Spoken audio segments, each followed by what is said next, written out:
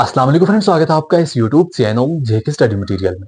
जेके बोस के जितने भी 10th क्लास के स्टूडेंट्स हैं जिनको मैथ से डर लग रहा है, मैथ का कुछ भी प्रिपेयर नहीं किया है, यहाँ पर मैं आपको गिने चुने टॉपिक्स बताने जा रहा हूँ। आप सिर्फ इन टॉपिक्स को प्रिपेयर करके 80% तक मार्क्स हासिल कर सकते हैं।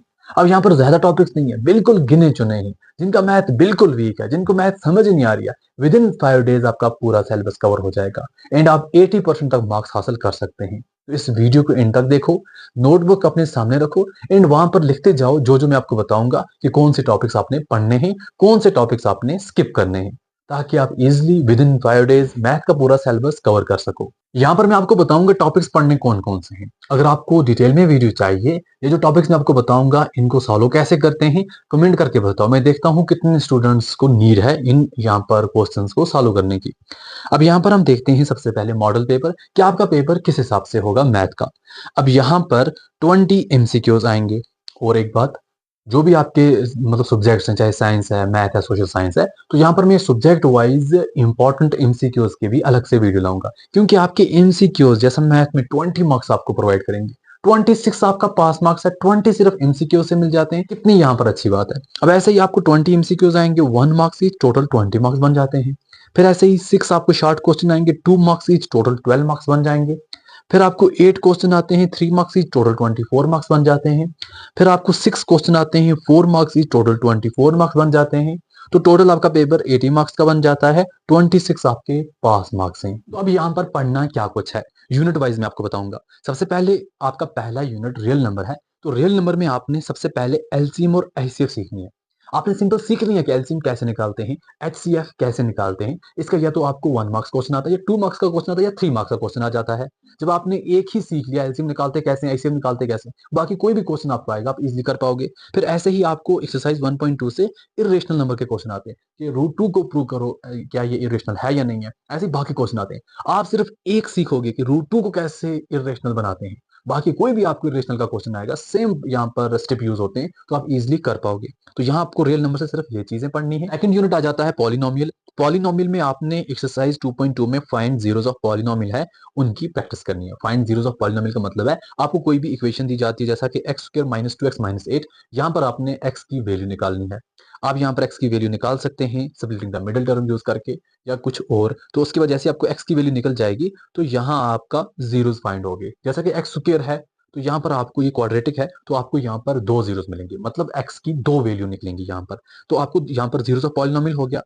तो फिर आपको यहाँ पर एक चीज और समझनी होती है, सीखनी होती है, sum and product of zeros. तो ये चीज भी आपने सीखनी होती है। देखो, sum and product of zeros mean जो आपने पॉलिनोमियल जो है उसके एक्स की वैल्यू निकाली। अब एक्स की कितनी वैल्यू निकलेंगी, तो 2 निकलेंगी। अब एक को हम बोलते हैं अल्फा, दूसरे को बोलते हैं बीटा। एंड यहाँ पर अल्फा एंड बीटा को अगर सम करें तब क्या होता है, अगर इनको प्रोडक्ट करें तब क्या होता है। ये बेसिक चीज सीखनी है, पॉलिनोमियल का काम खत्म। फिर उसके बाद pair of linear equation in 2 variable. यहाँ पर आपने मेथड सीखना है, सब्स्टिट्यूशन मेथड से कैसे करना होता है pair of linear equation in 2 variable को, एंड एलिमिनेशन मेथड से कैसे करना होता है। ये 2 मेथड सीखने हैं। आप मेथड सीखकर एक एक क्वेश्चन अच्छे तरीके से ध्यान में रखोगे, वहां पर कोई भी क्वेश्चन आएगा आप इजिली कर पाओगे। फिर आपको यहाँ पर कुछ प्रॉब्लम्स होती हैं, उन प्रॉब्लम्स को आपने इक्वेशन में चेंज करना होता है। जैसा कि different between 2 number is 268, one number is thrice times the other. तो ये नंबर क्या है, तो इस हिसाब से पहले आपने इक्वेशन बनानी है। ये सीखना है कि आपके पास कोई प्रॉब्लम है उसकी इक्वेशन कैसे बनाते हैं। जब आपको ये भी समझ आ गई तो आपका मसला हल हो गया। अब पहले आपने इक्वेशन बनाई, फिर इस इक्वेशन को आप या तो सब्स्टिट्यूशन मेथड या तो एलिमिनेशन मेथड से सॉल्व कर सकते हैं। यहाँ आपका तीसरा यूनिट भी कंप्लीट। क्वाड्रेटिक इक्वेशन में आपने क्या करना है, आपने जो आपकी इक्वेशंस हैं उनको फैक्टराइजेशन से मतलब सॉल्व करना है। आपको कोई भी यहाँ पर इक्वेशन दी है, क्वाड्रेटिक इक्वेशन है, उसको आपने सॉल्व किया फैक्टराइजेशन से। एंड जब आपको कोई ऐसी प्रॉब्लम दी गई है, पहले आपने उसकी इक्वेशन बनानी है, जैसा कि the area of rectangular plot is 520 metre square, इन बाकी और भी चीजें, तो उसकी आपने इक्वेशन बनानी है। अब आपने ये सीखना है कि प्रॉब्लम से इक्वेशन कैसे बनती है, एक चीज। सेकंड, इन इक्वेशंस को सॉल्व कैसे करना है, उसके लिए आपके पास ऑलरेडी फैक्टराइजेशन है। अगर आप जल्दी करना चाहते हैं तो उसके लिए आपके पास क्वाड्रेटिक फार्मूला भी है। आपको अलग से क्वेश्चन नहीं आएगा कि भाई क्वाड्रेटिक फार्मूला ये सॉल्व करो। आपको सिंपली इक्वेशन होगी, आप उसको सॉल्व करोगे तो भाई क्वाड्रेटिक फार्मूला आप सॉल्व कर सकते हैं। फिर आपने क्वाड्रेटिक फार्मूला जब आपने ऑलरेडी सीख लिया तो आपको यहाँ पर डी की वैल्यू पता होनी चाहिए। डी क्या होता है, कभी क्वेश्चन पूछा जा सकता है, कोई आपको इक्वेशन दी जाएगी कि यहाँ पर निकालो कि डी है क्या, तो डी जैसा कि बी स्क्वायर माइनस 4ac, आपको तभी जाके डी की वैल्यू मिलेगी। तो ये बेसिक चीजें सीखनी क्वाड्रेटिक इक्वेशन से। इसे आपने क्या करना है, सबसे पहले आपको बेसिक पता होना चाहिए फर्स्ट टर्म क्या होती है, कॉमन डिफरेंस क्या होता है, क्योंकि बिल्कुल शॉर्ट आपको कोई क्वेश्चन दिया जाता है, कोई यहाँ पर एपी दी जाती है, वहां पर आपको बोला इसका कॉमन डिफरेंस क्या है या इसका फर्स्ट यहाँ पर टर्म क्या है।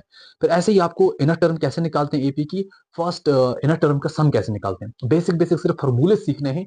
फिर उसके बाद आपने इंप्लीमेंट करना है क्वेश्चन पे। जो आपका ट्रायंगल का यहाँ पर यूनिट आ जाता है, तो जिन स्टूडेंट्स का मैथ बिल्कुल वीक है, हद से ज्यादा वीक है, तो उनके लिए अलग से भी वीडियो आएगा जिसमें मैं ट्रायंगल बिल्कुल स्किप करने जा रहा हूँ। ये फिलहाल उनके लिए जो कुछ भी करके कुछ ना कुछ कर लेंगे, उनमें मैंने ट्रायंगल ऐड किया है। ट्रायंगल में आपने सबसे पहले जो आपकी ट्रायंगल की पहली दो थ्योरम है, उन थ्योरम को अच्छे तरीके से सॉल्व करना है। फिर आप उसके बाद आपको थर्ड फोर्थ फिफ्थ थ्योरम है, उनकी स्टेटमेंट आपने याद करनी है। फिर एक्सरसाइज 6.2 का क्वेश्चन 7, 8, 9, 10 जो है, इसको अच्छे तरीके से समझ के रखना है। एक्सरसाइज 6.3 का क्वेश्चन 3, 5, 13, 14, 15, 16, इसको अच्छे तरीके से सीख के रखना है। फिर आपको कोऑर्डिनेट ज्योमेट्री आ जाती है, जिसमें आपको डिस्टेंस फार्मूला और सेकंड फार्मूला सीख के रखना है। उसके बाद कोई भी क्वेश्चन आएगा, आपने सिर्फ फार्मूला अप्लाई करना है, आंसर आपको इजिली निकल जाएगा। सर्कल में आपको दो थ्योरम है, उन दो थ्योरम को अच्छे तरीके से हल करके रखना है। फिर एक्सरसाइज 10.2 का क्वेश्चन 4, 5, 6, 7, 10, 11, 13, इनको अच्छे तरीके से सॉल्व करके रखना है, याद करके रखना है। फिर आपका आ जाता है सरफेस एरिया एंड वॉल्यूम। इसमें आपने फार्मूलेज याद करने हैं, ज्यादा मतलब इतना और कुछ नहीं करना है, फार्मूलेज पर फोकस करना है। फार्मूले जैसा कि surface area of cube, surface area of cuboid, surface area of sphere, surface area of hemisphere, surface area of cylinder, surface area of cone. ऐसा ही इन सब का वॉल्यूम भी, volume of cube, volume of cuboid, volume of sphere, volume of hemisphere, volume of cylinder, volume of cone. फिर उसके बाद आपका statistic आ जाता है, जिसमें आपने मीन निकालना है ग्रुप डेटा का, मीडियन निकालना है ग्रुप डेटा का, मोड निकालना है ग्रुप डेटा का, ये सीखना है आपने। प्रोबेबिलिटी में आपने सबसे पहले आपको बेसिक डेफिनेशन पता होनी चाहिए, इवेंट क्या होता है, इम्पॉसिबल इवेंट क्या होता है, ऐसी ऐसी चीजें आपको पता होनी चाहिए, इनकी डेफिनेशन पता होनी चाहिए। उसके बाद किसी चीज की प्रोबेबिलिटी निकालते कैसे, बहुत आसान है, सिर्फ आपको बेसिक पता होना चाहिए, आप इजिली निकाल पाओगे।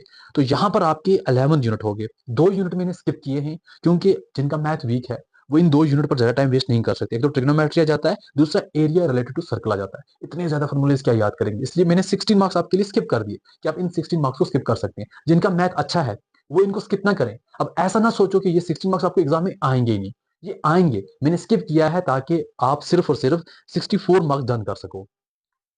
जैसा कि आपको 80 मार्क्स का पेपर आएगा, 80 में से आप 64 यहाँ पर हासिल कर सकते हैं मार्क्स, अगर जो चीजें मैंने आपको अभी बताई ये चीजें आप प्रिपेयर करके जाओ। अब मैंने 16 मार्क्स स्किप किए क्योंकि ये चीजें थोड़ी बहुत टफ बन जाती हैं। अब जिन बच्चों का मैथ इससे भी ज्यादा वीक है, उनके लिए सिर्फ और सिर्फ ये बताऊंगा कि आप 50 मार्क्स या 44 मार्क्स कैसे हासिल कर सको विद इन 2 डेज प्रिपेयर करके। एंड अगर आपको जो चीजें मैंने आपको अभी बताई, इनको सॉल्व कैसे करना है, इनके क्वेश्चंस की सोल्यूशन कैसे निकालनी है, वो भी वीडियो चाहिए, कमेंट करके जरूर बताना। मैं डिटेल में एक वीडियो बनाऊंगा, ताकि मेरे जो भी वीडियो देखने वाले बंदे हैं, चाहे सब्सक्राइबर हैं या नहीं है, जो भी मेरे वीडियो देखते हैं, ताकि किसी का मैथ बैक ना आए। एंड ऐसे ही मैं बहुत जल्द बाकी सब्जेक्ट्स पर वीडियो बनाऊंगा, ताकि आप जो भी आपके सब्जेक्ट्स है विद इन 2 और 3 डेज पूरा कवर कर सको। इस वीडियो को अपने बाकी फ्रेंड्स तक भी शेयर कर देना, ताकि उनको भी हेल्प मिल सके।